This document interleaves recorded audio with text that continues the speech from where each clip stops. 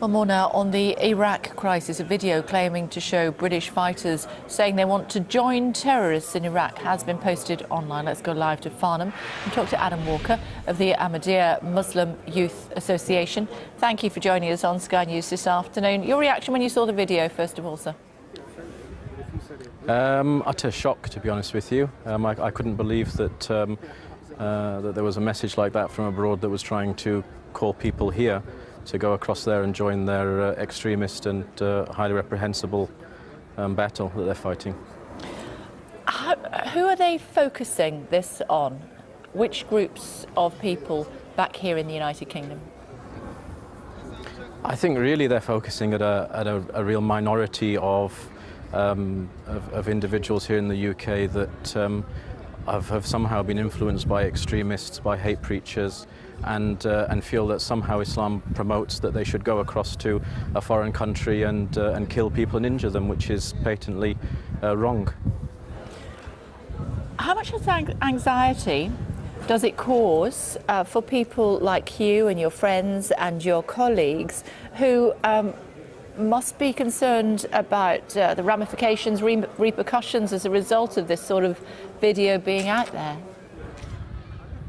To be honest with you, here at the Ahmadiyya community, I mean, there are 5,000 of us here today, all British Muslims, and it doesn't concern us at all because there's no way that we would fall foul to this kind of extremist call from abroad. But it does, I think, call a wider anxiety that that this is happening, and it really calls on us to stand up and say that we won't have it, and that Islam is a religion of peace, and that people shouldn't go across. They should rather stay here, and they should be loyal to their country, and they should respect the values which Britain promotes that are also promoted by Islam, of tolerance and respect. Absolutely, Adam. And I suppose I'm focusing more on any concerns about reprisals or, you know, those ignorant in society who will look at something like this video that we're looking at as we're chatting to you and assume that that is in some way acceptable to some members of the Muslim community in the United Kingdom. Yeah, I mean, it must cause anxiety. People will no doubt be feared that a minority of people here, of the non-Muslim community, might become outraged by this, and I would understand why they would become outraged. But obviously, we all have to remain within the limits of the law, and it's important that that people understand that I, as a Muslim, that's a British Muslim, all of us here, 5,000 of us, are not represented by these extremists in Iraq. In fact, we stand for British values, and we would give our all to protect you know, the values of tolerance and respect that we all share. So I would call upon people to look at young people in the UK that are actually representing the UK and are proud to be British Muslims, see no conflict between their religion and British values, and see them as representative of Islam, not a few hundred extremists that are abroad that represent no one except for their own hate. What's life like for a young Muslim in the United Kingdom today? For a young Muslim in the United Kingdom, it's great. We enjoy freedom of religion, we enjoy freedom of speech. We can do as we like within the confines of the law. There are mosques in the UK. It's a very vibrant place, and all of us here from the Ahmadiyya Muslim community thoroughly enjoy being British and thoroughly enjoy the lifestyles that we enjoy here, and many of the rights, I might add, that are denied to us and are denied to many people, not just Muslims but non-Muslims, abroad in countries which promote extremism falsely in the name of Islam, which utterly rejects this. And the Prophet Muhammad himself, his example was the antithesis of these people in Iraq and the antithesis of all extremism. And in the face of, when confronted with aggression, it wasn't his response to react with aggression, it was his response to turn the other cheek, to react with peace, and to simply look in a different direction and try and compel people with a peaceful message. And what about those who have fallen victim to extremism? What would you say to them? Are they lost, or can they come back to the United Kingdom and lead in the future fruitful lives?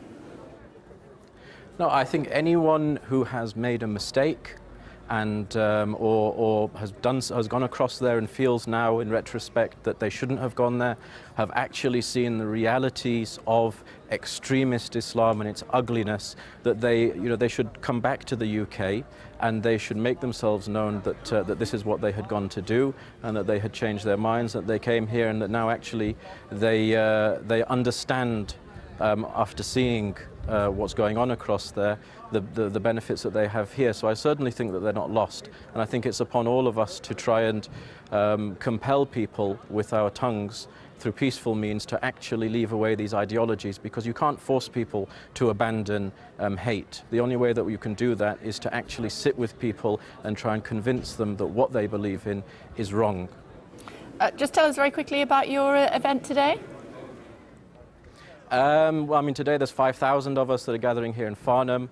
There are lots of things, academic events and sporting events that are taking place, and each year under the guidance of the worldwide head of the Ahmadiyya Muslim community, Hazrat Mirza Masroor Ahmed, everyone comes here, they enjoy themselves, they're very proud to be British Muslims. They actually recite a pledge which includes within it that they should be willing to sacrifice their wealth and honour to serve this country.